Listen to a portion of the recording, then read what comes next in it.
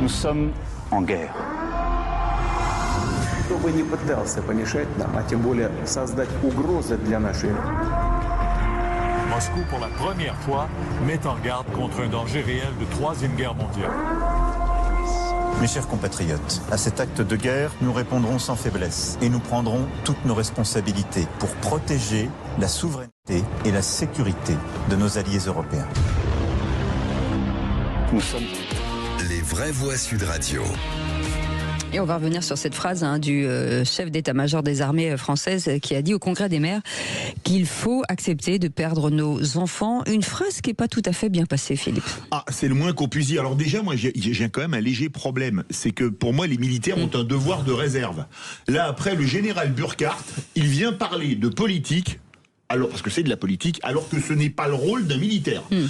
Alors, je me rappelle qu'on a viré le général de Villiers parce qu'il avait parlé devant la commission de la défense de l'Assemblée nationale en disant que c'était scandaleux qu'il se soit exprimé alors que c'était dans le cadre feutré de la commission de la défense de l'Assemblée nationale. On avait le général Burkhardt qui a dit qu'il fallait se préparer à la guerre.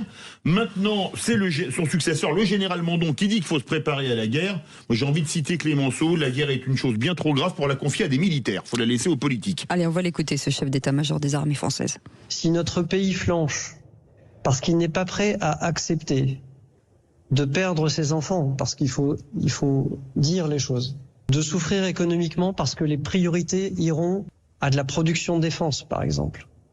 Si on n'est pas prêt à ça, alors on est en risque. Éric Revel, est-ce que c'est à lui, au Congrès des maires de France, d'avoir ce type de discours? Alors la phrase a fait énormément couler d'encre, à droite comme à gauche, du côté de Mélenchon, du côté de Marine Le Pen. Alors, moi je voudrais dire plusieurs choses. D'abord, il y a eu une sorte de rétropédalage. Le porte-parole de la marine a dit en fait, les enfants, ça veut dire en fait nos soldats. Oui, monsieur, mais nos soldats sont nos enfants. Donc pour moi, ça revient au même. Alors il y a souvent en pré-période de guerre, pardonnez-moi, je dis pas qu'on y est, du tout, mais en pré-période de guerre, il y a ce que les militaires appellent une mobilisation morale. C'est-à-dire que on fait passer des messages à la population, et en l'occurrence, il était devant les maires de France. Donc, il leur fait passer un message, j'allais dire, moral. C'est peut-être pas pour demain ni après-demain, mais ça peut arriver. Maintenant, vous avez raison, Philippe, c'est que un militaire ne fait pas de politique. Le chef des armées, c'est le président de la République. Alors moi, je me dis, quand même, j'imagine pas un seul instant que le CEMA, le chef, l'état-major des armées françaises, ait fait cette déclaration sans en avoir référé au président de la République, ou même le contraire. Le président de la République l'a peut-être poussé. Alors, il faut qu'on nous explique maintenant plusieurs choses. Est-ce que le président de la République a des informations à ce point inquiétantes, mais il faut qu'il en parle au peuple et à l'Assemblée nationale et à la représentation nationale? Est-ce qu'on nous met sous pression? Vous avez vu qu'en même temps, on annonce la mise à disposition d'un kit de survie, là, c'est reparti. Kit de survie en cas de tremblement de terre, de machin, ou d'agression nucléaire. Donc on est reparti. Donc, si vous voulez, où il y a des choses à dire et le président de la République doit s'expliquer, il ne peut pas non plus engager la nation seule s'il y avait un conflit. Je rappelle qu'on a des troupes prépositionnées en Estonie et en Roumanie. Oui. Ou alors, c'est juste pour, certains disent, j'ai vu, enjamber l'élection présidentielle. J'ai entendu Ségolène Royal dire ça. Mais est-ce que le président de la République ne veut pas, en fait, ne repousser l'élection présidentielle? Alors, je sais que c'est du complotisme, je sais que ça n'arrivera pas, mais on peut se poser la question. Parce que mettre sous pression la population comme ça, pardonnez-moi, c'est délirant à plus d'un titre. Par exemple, économiquement, c'est totalement délirant. Ah oui. Vous poussez les gens dans une anxiété folle. C'est déjà très fragile. Voilà. Donc je ne comprends pas le but de la manœuvre. Si le président de la République et son chef d'état-major ont des informations, il faut qu'il les donne à la représentation nationale, qui est la seule habilitée à décider ce qu'il faudra faire le moment venu. Mais il faut arrêter de faire peur aux Français. En tout cas, effectivement, tout le monde, il y a une réaction dans tous les partis. Je ne sais pas qui. Je serai un peu plus modéré en ce qui me concerne. Forcément. Vous êtes à ma gauche. Assis, je veux dire, assis. Oui, enfin, tout c'est un cercle. Oui. On revient à droite au bout d'un moment, je suis d'accord. Définissez-moi le début du cercle. Non, je serais plus modéré parce que je pense qu'on tire sur le messager et on oublie peut-être un peu le message. Et c'est pas le premier, c'est pas le dernier probablement. Et même si on politise évidemment la chose, c'est le jeu, c'est normal. Et il y a une part de politique par-delà les considérations d'intérêt du président de la République pour se placer dans sa sphère de souveraineté. C'est probable qu'il y ait du cynisme là derrière.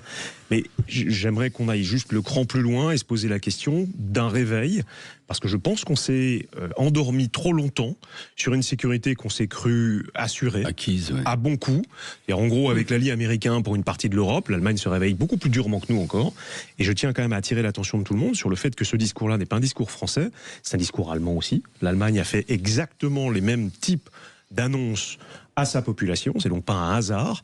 Et puis, ça fait quand même un certain nombre d'années, bien avant d'ailleurs l'invasion, la tentative d'invasion de l'Ukraine, que des dictatures comme celle russe, mais pas qu'elle, portent atteinte à notre souveraineté en Afrique ou ailleurs. Et qu'on est, il faut quand même le reconnaître, dans cette espèce d'illusion un peu bisounours européenne, de se dire que tout va bien dans les échanges, qu'à la fin tout le monde s'entendra, et qu'on continuera à faire des affaires comme si de rien n'était. L'allié américain n'est plus un allié. Il faut là aussi se réveiller. Il n'est plus un allié. En tout cas, tant que Trump est au pouvoir, il n'est pas un allié. Il est beaucoup plus allié avec la Corée du Nord, avec la Russie, l'Arabie Saoudite ou le Qatar qu'avec l'Europe. En tout cas que la France. Et la France en particulier, une carte majeure à jouer en Europe. Mais effectivement, il faut mobiliser les esprits. Alors maître, je vais me permettre de modérer un peu vos propos, comme vous avez modéré les miens, que l'OTAN ne joue plus le rôle que l'Alliance a joué pendant des décennies, vous avez raison. D'ailleurs, il faut remarquer qu'en 2019, le président de la République, dans une interview à The Economist, que je cite dans mon livre, vous voyez, parfois je lui mets des bons points, avait dit l'OTAN est en coma dépassé, quelque chose comme ça. Donc il avait bien vu le problème. D'ailleurs, Trump avait dit dès son premier mandat que les Américains en avaient marre de payer en gros pour les autres, bien que l'OTAN c'est que du matériel américain militaire acheté, mais enfin bon, c'est aussi du business. Exactement. Mais où je modérerai un peu vos propos, c'est qu'à plusieurs reprises, j'ai quand même entendu le président américain dire ne pas dénoncer l'article 5 de l'Alliance. Je rappelle que l'article 5, c'est un pays agressé membre de l'OTAN, tous les autres pays viennent à son aide.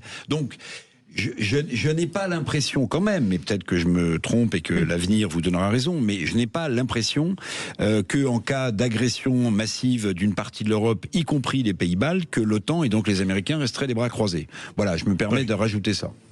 Jean-Marc Dumoulin. Oui, enfin bon, je ne vais pas rajouter grand-chose, si ce n'est quand même qu'effectivement, moi ce qui me surprend, moi je pense que de toute façon le chef d'état-major est intervenu sur ordre du président de la République. Mais c'est pas ça, possible. C'est évident, c'est moi... Ou alors il est viré. Ou alors c'est une faute grave. Que je suis élu, quelques années que je fréquente quand même le congrès des maires, jamais on avait vu un général prendre la parole, si vous voulez, et se prononcer effectivement sur une situation donnée.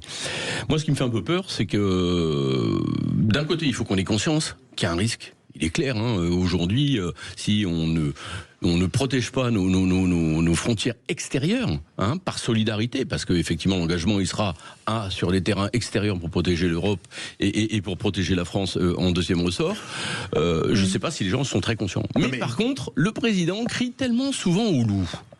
On est en guerre contre le Covid, pour le Covid. On est en guerre contre tout. Donc, si vous voulez, il y a une espèce de dramaturgie qui décrédibilise parfois et souvent, malheureusement, le poids des mots. Et j'ai peur que finalement, ce soit toujours aussi des contre-feux. Vous voyez ce que je veux dire ? Il y a quand même le feu chez nous. Et après, vous parliez, Monsieur Revel, vous parliez qu'effectivement, le président de la République doit parler. Vous l'entendez parler au Français maintenant, vous ? Non. Mais en même temps, quand il parle, personne n'écoute. D'abord, il n'est jamais en France ou quasiment. Le président est ailleurs et le Premier ministre est nulle part, si vous voulez. Donc ça fait quand même pas un couple exécutif très performant. Il est dans l'interprétation. Mais il n'est jamais en France. Il est quasiment jamais en France. Là, il part en Afrique du Sud. Enfin, on ne sait même plus comment il fait pour dormir, pas dormir, se lever. Enfin, donc si vous voulez, moi j'attends que le président de la République sur un sujet aussi grave prenne la parole et nous éclaire. Il faut absolument qu'il le fasse. Et puis pour dire quand même une chose, quand on veut faire une guerre, il faut être prêt. On a une armée échantillonnaire, tout le monde le dit, les unités combattantes, elles tiennent... Elles remplissent pas totalement le Stade de France, d'accord ? Donc à projeter, c'est compliqué. On ne fabrique plus une cartouche en France depuis des années parce qu'on a fermé l'arsenal du Mans depuis plus de 30 ans. On ne fabrique plus un fusil d'assaut parce qu'on a fermé l'arsenal de Saint-Étienne, etc., etc. Donc il va falloir... Le FAMA, c'est allemand. Le FAMA, c'est allemand. C'est avec le Notre ancien FAMA, c'est allemand. C'est ça. Donc ce serait bien de remettre l'industrie à niveau. Allez, vous finirez de râler dans votre chambre, Philippe David, parce qu'il faut qu'on y aille. Ah non, ça réveillera ma femme. En tout cas, on remercie chaleureusement Loïc Guérin, avocat pénaliste. Merci beaucoup Loïc. Jean-Marc Dumoulin, maire de Villemur-sur-Tarn. Retour en Haute-Garonne demain. Voilà. Et ben merci en tout cas d'avoir été là avec nous 2 jours de suite. Éric Revel, merci. Chère Cécile, cher Philippe, c'est toujours un bonheur. Journaliste, Merci de m'accueillir. Et allez dans cette librairie prendre votre Mozart qu'on assassine aux éditions Ellipse, s'il vous plaît. Et vous allez apprendre plein de choses. Dans un instant.